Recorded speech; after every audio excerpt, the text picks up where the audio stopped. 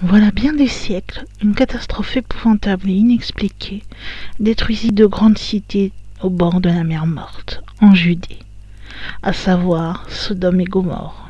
En quelques instants, tout fut embrasé et périt dans un torrent de feu, sauf un homme du nom de Lot et ses 2 filles. Les enfants de ces filles, Ammon et Moab, fondèrent une cité en Arabie pétrée, où, sans doute frappés par le destin de leurs parents, ils instaurèrent une religion dédiée au feu. Bientôt, les Ammonites et les Moabites entretinrent des feux continuels dans leur capitale, Rabat. Ammon pour honorer leur divinité Ammon et Moloch à qui ils sacrifiaient des enfants. Puis ce culte gagna la Palestine. Le roi Salomon l'adopta, et l'on vit ses successeurs Akaz et Manassé avoir la cruauté d'offrir leur fils à Moloch. Le Moloch juif avait une tête de bélier. Le dieu Ammon des Égyptiens avait aussi une tête de bélier. On ignore si les Égyptiens firent des sacrifices humains à ce dieu. Par contre, chez les Cananéens, les Araméens et les Phéniciens, Moloch fit des ravages en changeant de nom et en devenant Baal ou Bel. Le Baal Moloch s'est transformé en tête de taureau. Chaque cité ou lieu avait son Baal ou son Bel Moloch. En Palestine, il y eut Baal Hazor, Baal Bek. En Syrie, Baal Samin, chez les Sémites, Baal Fégor, sur le mont Fégor.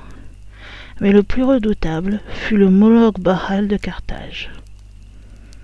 Moloch est un démon, prince des enfers, aux divinités inhabituelles.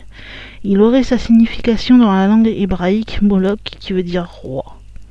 Cela n'empêche pas ses adorateurs, les Ammonites, de lui consacrer une terrible offrande. Dieu de la fatalité, Moloch prend le titre de prince des pays des larmes, il accède au rang de démon et siège au conseil infernal. Grâce à ses dons de séduction, il poussa de nombreux mortels à se sacrifier en son nom. Il était adoré par les Ammonites sous la figure d'une statue de bronze assise dans un trône de même métal, ayant une tête de veau surmontée d'une couronne royale. Ses bras étaient étendus pour recevoir les victimes humaines. Les rabbins prétendent que dans l'intérieur de la statue du fameux Moloch, dieu des Ammonites, on avait aménagé 7 espèces d'armoires.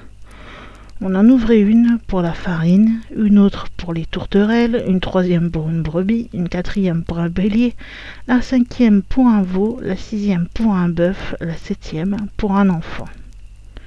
C'est ce qui a donné lieu de confondre Moloch avec Mithras et ses 7 portes mystérieuses avec les fameuses 7 chambres.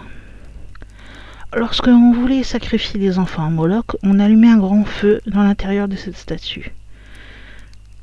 Mais afin qu'on n'entendît pas leurs cris plaintifs, les prêtres faisaient un grand bruit de tambours et d'autres instruments autour de l'idole. Alors que son culte et son emprise se répandent chez les hommes, Moloch se transforme en démon. Mais ce démon, s'il en est vraiment un, a une réputation ignoble, car il est associé au sacrifice qui lui était fait, en particulier le sacrifice d'enfants par immolation dont il se délecte, étant donné que le feu purificateur est intimement lié à Moloch. Moloch n'est pas du genre à apparaître dans le monde des humains, qu'importe. Les Ammonites ont construit cette fameuse statue de bronze. Mais tout cela semble légende, on trouve sur lui une importante littérature.